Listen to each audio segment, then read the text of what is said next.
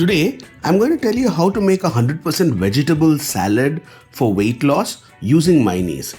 For this, I start with adding some olive oil in a dish, top it up with some lemon juice, add some low-fat eggless mayonnaise, a teaspoon of pepper, some salt, a little bit of mustard paste, and mix this thoroughly into a mixture. Now, on a pan, I again take some olive oil and add some onion and nicely saute it. To this onion, I also add some cabbage and add some salt to the cabbage and saute it well.